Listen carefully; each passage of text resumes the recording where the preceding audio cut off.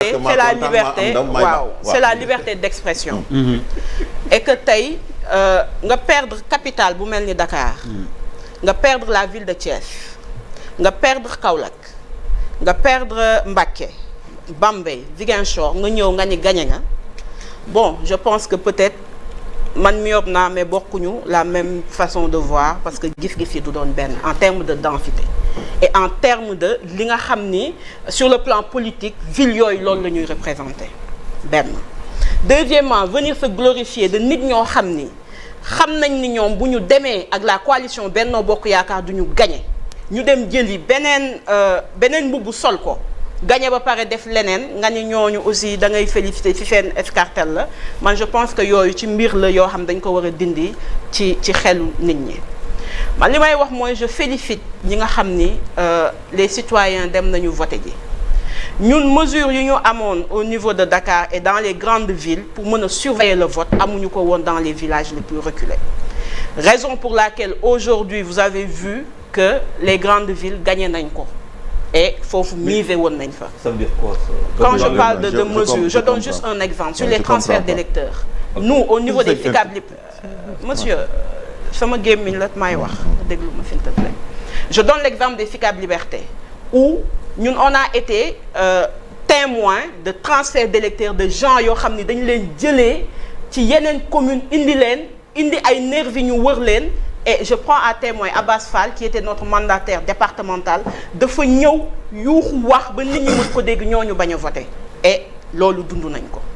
Ils ont voté ou pas? Ils n'ont pas voté. Am na ñoo xam ni voté wuñu parce que la population elle-même moo sécurisé le vote dans les grandes villes. Loolu c'est une réalité.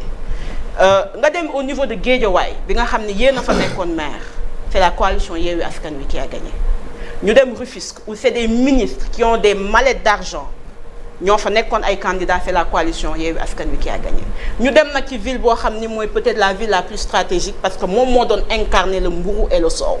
Où c'est un jeune de moins de 40 ans qui l'a gagné, moi je dis que c'est une victoire du peuple sénégalais.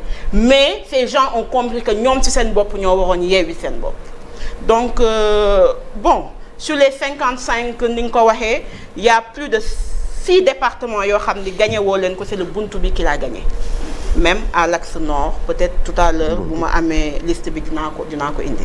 Maintenant ñooñu ñu nekk seen ay militants peut-être. Parce que loolu yow yaa ko wax wala ñu bañ ko nekk les gens n'ont pas voté pour la coalition Benno Bokk Yaakaar les gens dañu voté pour ñeneen loolu il faut que ñu xam ko. Maintenant qui a gagné je pense que ni ma ko waxee tout à l'heure sur l'axe bi ñu jël sur la densité dinañ gis ni c'est la coalition Yewwi Askan Wi et le peuple sénégalais qui ont gagné parce qu'ils ont compris lan moo doon les enjeux de ces élections locales.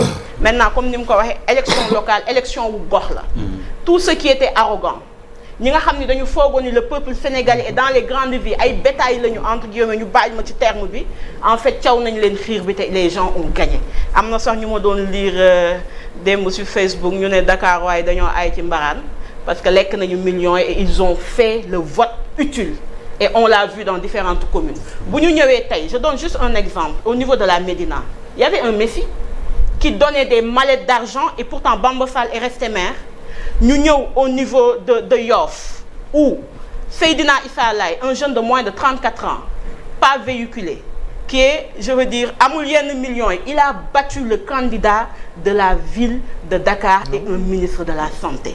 Nous sommes allés au niveau de Ngor où c'est un jeune Magueye où c'est un jeune Magueye bi nga xam ni Magueye Ndiaye qui a gagné les ténors. On vous a félicité même. nga ñëw au niveau de Guédiawaye où Khadija Mayekor qui est une jeune femme moo ñëw gagné en réalité ñi nga xam ni un groupe Lat Diop qui est le directeur de la LONASE ce qui veut dire que la conscientisation du peuple et le président de GFC. waaw donc li ma mën a wax rek foofu mooy tey ñun dañu amoon benn slogan bu ñu tuddee Yewwi Askan Wi et man bi ma demee di voter sama bureau de vote benn instant j'avais peur ndax engouement bi ma gis dama rendre de 10h à 13h pour mën a voter les gens sont sortis en masse pour def seen choix donc de ce point de vue là je pense que peut-être on peut avoir un discours très partisan mais nañu am un discours très réaliste ci li xew sur les grandes villes qui étaient les enjeux de ces élections locales